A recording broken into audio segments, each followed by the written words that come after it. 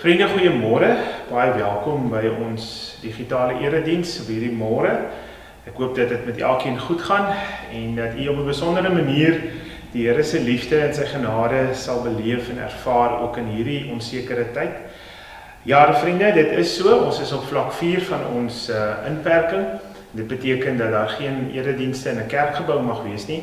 Daarom gebruik ons dan ook hierdie medium. Gaan kyk gerus by ons webtuiste www.ngwelgeluk.co.za. Daar is al die nuutste dienste en u kan dit gerus daar kyk. Vriende, mag die Here vir julle almal styf vashou in die tyd. Mag sy liefde julle bewaar en sy genade vir julle genoeg wees. En pas julle mooi op, wees veilig en kom ons gehoorsaam die regulasies, want dit is tog ons almal vir ons veiligheid. Kom ons raak stil. Ons Hemelse Vader, baie dankie dat ons vanmôre weer die voorreg het om te kan saam wees. Ja Here, dit is 'n ander manier om saam te wees deur hierdie digitale manier. Maar tog hoor ons u stem en tog praat u met ons op verskeie maniere en deur verskeie mense en deur u woord. En dankie dat ons dit vandag kan beleef en ervaar. En Here, mag u genade opnuut vandag na ons toe kom, dat ons dit kan sien, kan voel en kan ervaar. Maar Here, ons sit met baie onrus in ons gemoed, ons het baie vrae, ons wonder en ons wil weet. En mag ons dan ook juist vandag, as ons stil raak voor u, saam met gelowiges oor die wêreld heen en die woord opneem, dat ons daardeur berusting sal kry, dat ons opnuut sal hoor, wat wil u vir ons deur u woord sê vanoggend. Ja Here, ons sit met hierdie pandemie, dit is ontwrigtend, dit laat ons baie vrae vra, maar dankie dat ons weet ons aan u behoort, en dat u ook in die afgelope tyd opnuut u deur u Gees aan ons geopenbaar het, dat ons sekere dinge kon doen en beleef, en selfs nou ook Here, dat ook ten spyte van hierdie moeilike tyd waarin ons nou onsself weer bevind, dat u genade vir ons genoeg is, dat u liefde geen grense ken nie, en dat u juis ook in hierdie tyd ons wil nader trek, vir ons wil optel, en vir ons wil bemoedig deur u Gees. Here, maak ons sensitief om dit te raak te sien, maar ook te hoor. Dankie Here vir u goedheid en guns, en dankie dat ons kan weet, ons vanuit dit kan leef elke dag. Seën ons saam wees dan ook vanoggend, Here. Amen. Liewe vriende, wees dan gegroet met die woorde genade en vrede vir julle, en mag julle dit vandag saam met ons beleef. Vriende, ons is by mekaar. Ons gaan vanmôre 'n bietjie stil staan by die volgende teks, Markus 6. Ons gaan daaruit saam lees, Markus 6 vers 1 tot 6. En dan ons gaan 'n bietjie stil staan by die tema Jesus en mislukkings. Dit is 'n aktuele tema en dit is in die tyd waarin ons is, hoor 'n mens baie keer negatiewe gesprekke en mense voel self hulle is mislukkings, hulle voel hulle is nie goed genoeg nie, maar kom ons luister vanoggend opnuut. Wat wil die Here vir ons kom sê deur sy teks in Markus 6 vers 1 tot 6? Lees ons dan die volgende. Jesus het daarvan weggegaan, hy het in die dorp gekom waar hy groot geword het, en sy disippels was saam met hom. En toe die Sabbat aanbreek, het hy die mense in die sinagoge begin leer. Baie het na hom geluister en is deur sy woorde aangegryp. Hulle het vir mekaar gesê, waar kom hy aan al hierdie dinge? En watter 'n besondere gawe van wysheid het hy dan daar sulke kragtige dade deur sy hande plaasvind?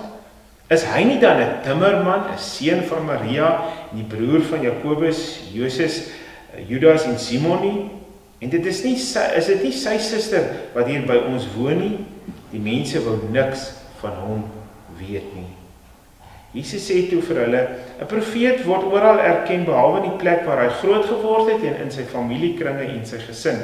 Hy kon daar geen enkele wonderwerk doen nie, behalwe dat hy sy hande op 'n paar siekes gelê het en hulle gesond gemaak het.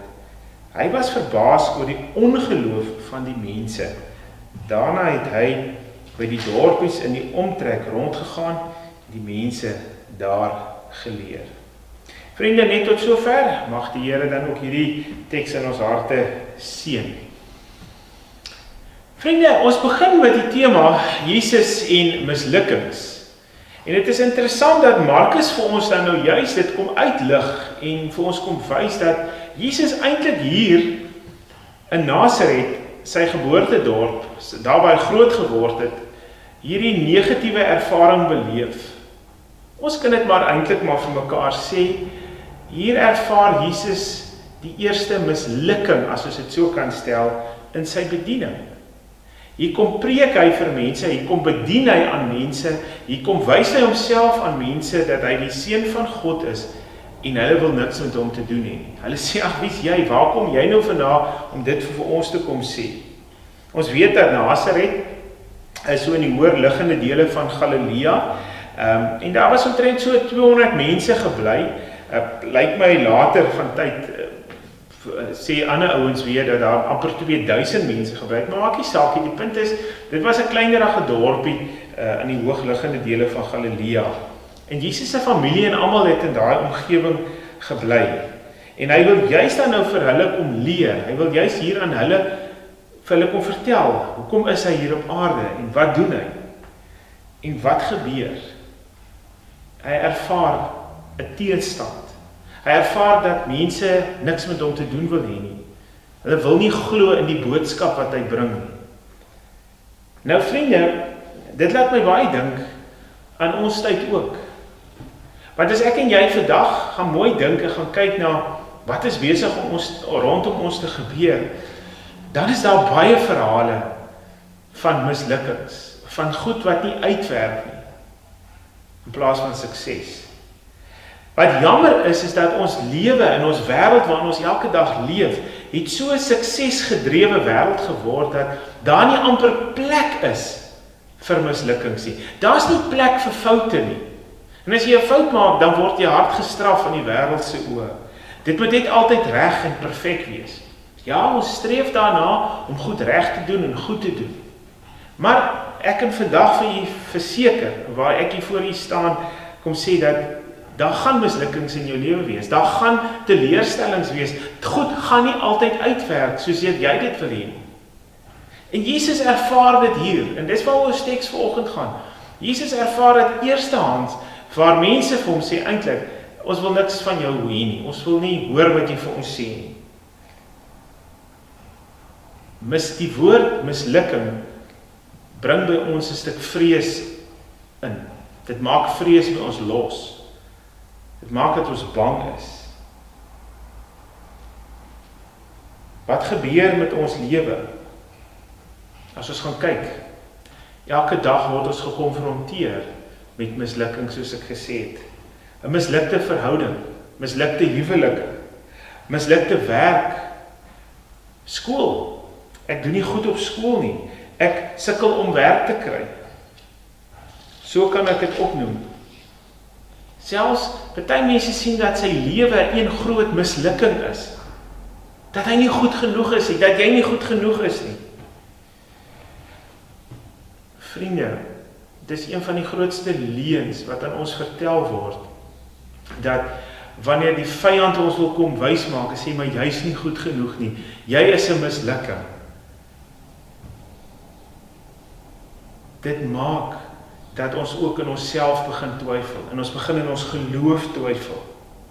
En ons teks wil dan juist vanoggend vir ons wil kom help, waar Jesus vir ons opnuut wil kom sê, maar ek het dit ook ervaar, ek het dit ook beleef, wat beteken om nie suksesvol te wees nie, om 'n mislukking met my te laat gebeur, daar gebeur iets met jou.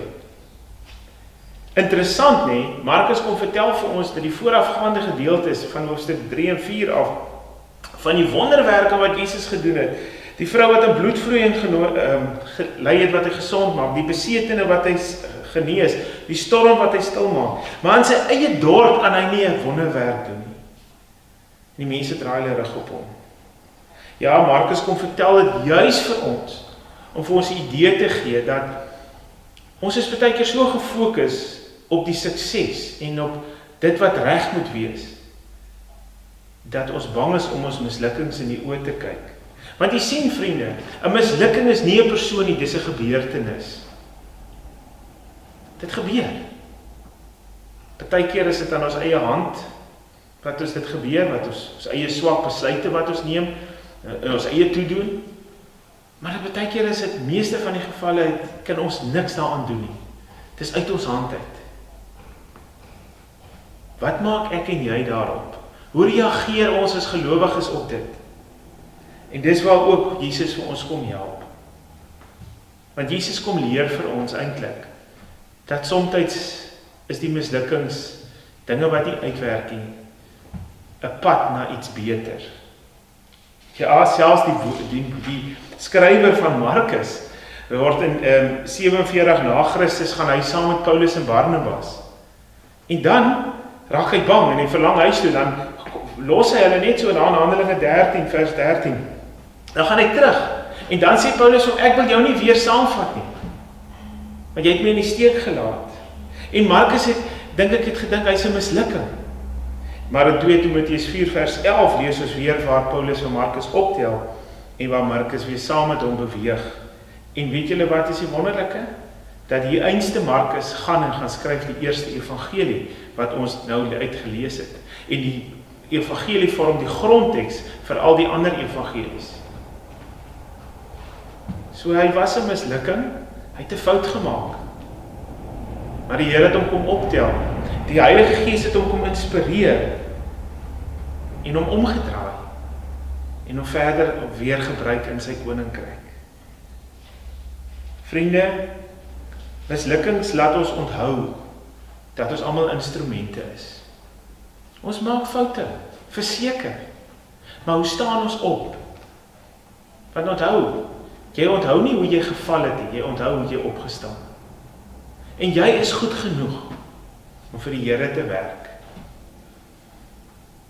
Miskien bevind ons elkeen onsself op plekke in ons lewe en seisoene in ons lewe wat ons net wil weghardloop. Partykeer voel dit vir ons, maar hoe het ek hier gekom? Hierdie hele pandemie en alles wat daarmee saamgaan, ons het al baie daaroor gepraat. Maar dit kom gryp ons aan die hart. Dit kom breek ons oop. Want ons word gekonfronteer met ons eie verganklikheid, met ons eie seer en ons eie stikkendheid. Vriende, kom ons gaan dink weer oor hoekom is jy hier? Gaan dink weer, hoekom het die Here jou hier geplaas? Die Here Jesus weet waartoe jy gaan.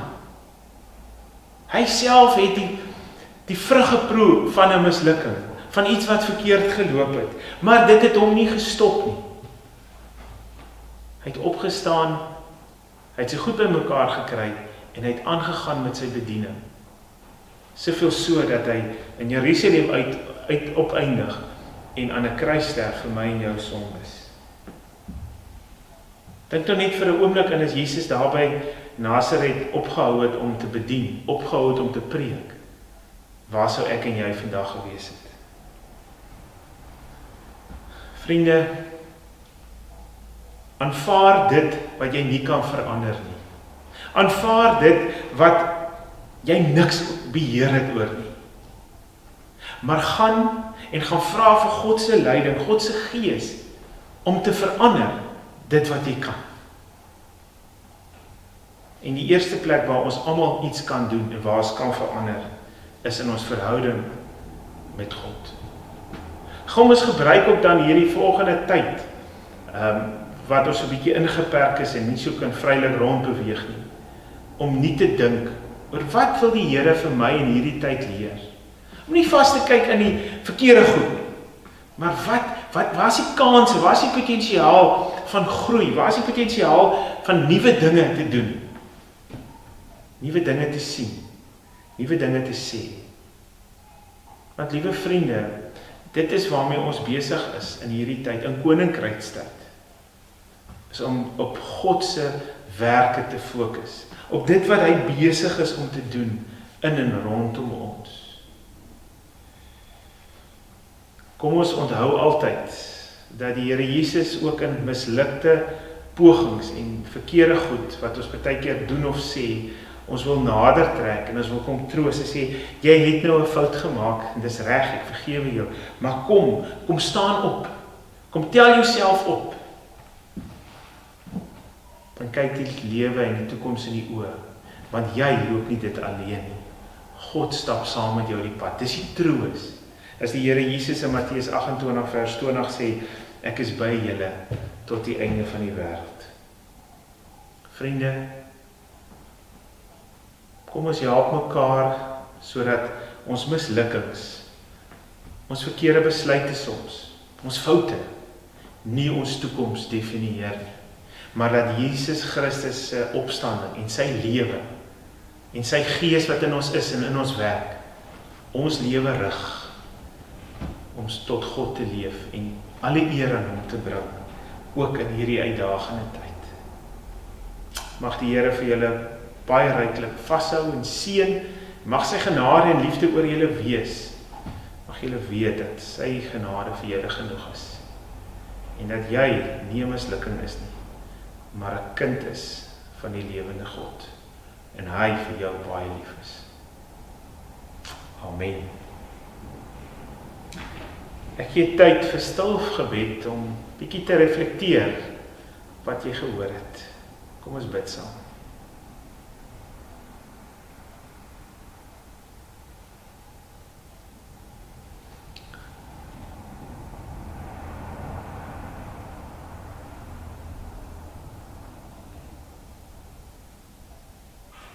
Here Jesus, ons is hier by mekaar.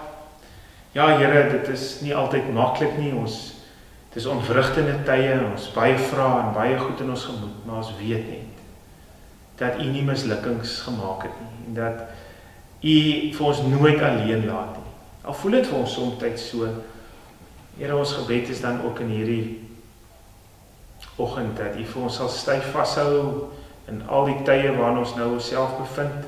Hierdie onsekerheid, dankie dat ons kan weet, U liefde, U genade is ons sekerheid en ons hou daaraan vas. Seën ons in hierdie tyd, Here. Dit bid ons in Jesus naam. Amen.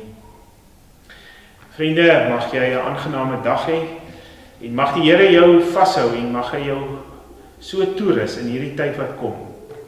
Met die woorde van genade en vrede vir julle van God en die liefde van Jesus Christus en die kragtige werking van die Heilige Gees sal by julle wees en julle gebede verhoor en aan julle sy krag gee en sy vrede, want die Here is vir julle baie lief. Amen.